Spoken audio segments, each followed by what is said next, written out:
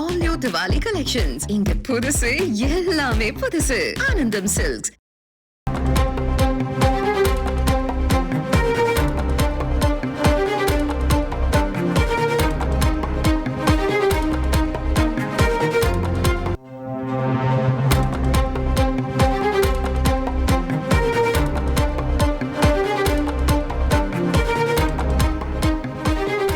ஹரியானா மற்றும் ஜம்மு காஷ்மீர் சட்டப்பேரவை தேர்தலுக்கான வாக்கு எண்ணிக்கை தொடங்கி நடைபெற்று வரக்கூடிய சூழலில் தற்போது முன்னிலை நிலவரமானது வெளியாகி இருக்கிறது.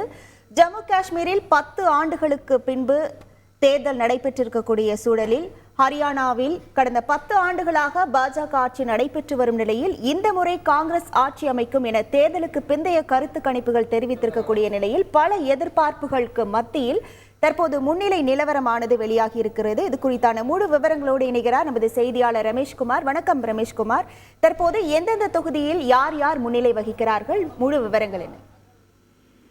வணக்கம். ஜம்மு காஷ்மீர் மற்றும் ஹரியானா சட்டப்பேரவை தேர்தலில் வாக்கு எண்ணிக்கை தொடர்ந்து நடைபெற்று வருகிறது.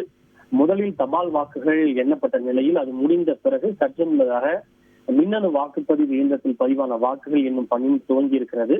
இதுவரை கிடைத்துள்ள தகவலின்படி ஹரியானாவை எடுத்துக்கொண்டால் அங்கு பாஜக 23 தொகுதிகளிலும், காங்கிரஸ் 52 இடங்களிலும், இந்திய தேசிய லோக்தள் கட்சி 2 இடங்களிலும், மற்றவர்கள் 4 இடங்களிலும் முன்னிலை வகிக்கின்றனர். ஹரியானாவை பொறுத்தவரை ஆம் ஆத்மி கட்சி ஒரு இடத்தில் கூட தற்போது வரை முன்னிலை வகிக்கவில்லை என்பது குறிப்பிடத்தக்கது. அங்கு தேசிய கட்சிகளும் மாநில கட்சிகளும் மட்டுமே அங்கு முன்னிலை பெற்று வருவது குறிப்பிடத்தக்கது. இதுல ஹரியானாவை பொறுத்த வரைக்கும் ஆட்சி அமைக்க தேவையான இடங்கள் என்பது 46. ஆனால் அதையும் தாண்டி கூடுதலாக சுமார் 52 இடங்களில் தற்போது வரை காங்கிரஸ் முன்னிலை வகித்து வருகிறது என்பது இந்த ட்ரெண்ட். தற்போதுள்ள ட்ரெண்டை வைத்து பார்க்கின்ற போது தேர்தலுக்கு பிந்தைய கருத்து கணிப்புகள் கூறியது போல ஹரியானாவில் காங்கிரஸ் ஆட்சி அமைப்பதற்கான சாத்தியக்கூறுகள் அதிகம் இருப்பதாக பார்க்கப்படுகின்றது. இரண்டாவதாக ஜம்மு காஷ்மீரை எடுத்துக்கொண்டால் அங்கு மொத்தமுள்ள 90 தொகுதிகளில் தற்போதைய நிலவரப்படி பாஜக 24 தொகுதிகளிலும், தேசிய மாநாட்டு கட்சி மற்றும் காங்கிரஸ் கூட்டணி அதாவது இந்தியா கூட்டணி 30 தொகுதிகளிலும், மக்கள் ஜனநாயக கட்சி மெஹபூபா முஃப்தியினுடைய மக்கள் ஜனநாயக கட்சி சுமார் 3 தொகுதிகளிலும், மற்றவர்கள் 4 தொகுதிகளிலும் முன்னிலை வகிப்பதாக தற்போதைய ட்ரெண்ட் என்பது கிடைத்திருக்கின்றது. இதுல முக்கியமான வேட்பாளர் என்று நாம் பார்த்தோம் என்றால் ஒமர் அப்துல்லா, அதாவது ஜம்மு காஷ்மீருடைய முன்னாள் முதல்வர் ஒமர் அப்துல்லா புத்வா மற்றும் கந்தேர்பால் 2 தொகுதிகளிலே போட்டியிருக்கிறார். அவர் 2 தொகுதிகளிலும் முன்னிலை வகிப்பதாக தகவல் கிடைத்திருக்கிறது. காஷ்மீர் முன்னாள் முதல்வர் மெஹபூபா முஃப்தியினுடைய மகள் இல்திஜா முஃப்தி பிஜ் பெஹாரா என்கிற தொகுதியில் போட்டியிடுகிறார். அவர் அந்த தொகுதியிலே பின்னடைவில் இருப்பதாக தகவல் கிடைத்திருக்கின்றது. இந்த தேர்தலில் காஷ்மீரினுடைய முன்னாள் முதல்வர் மெஹபூபா முஃப்தி போட்டியிடவில்லை என்பது குறிப்பிடத்தக்கது. அவருக்கு பதிலாக அவருடைய மகள் இல்திஜா முஃப்தி தான் போட்டியிடுகிறார் என்பது இங்கே குறிப்பிடத்தக்கது.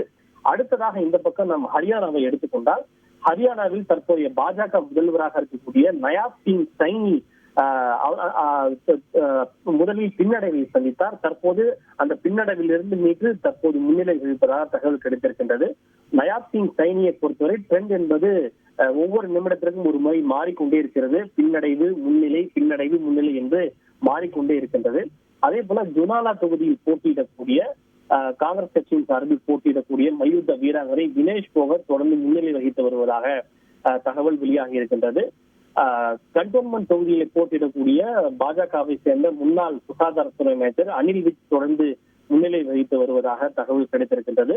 அதே போல காங்கிரஸ் கட்சியை சேர்ந்த முன்னாள் முதல்வரான புபீந்தர் சிங் ஹூடாவும் தொடர்ந்து முன்னிலை வகித்து வருவதாக தகவல் கிடைத்திருக்கின்றது. இதுதான் தற்போதைய நேரத்து தகவலாக இருக்கின்றது. 9 மணிக்கு பிறகு நமக்கு இன்னும் தெளிவான சில பிக்சரும் முடிவுகளும் கிடைக்கலாம் என்று எதிர்பார்க்கப்படுகிறது. தொடர்ந்து இணைப்பில் இருங்கள் Ramesh. All new Diwali collections. இங்க புதுசு எல்லாமே புதுசு. ஆனந்தம் சில்க்ஸ்.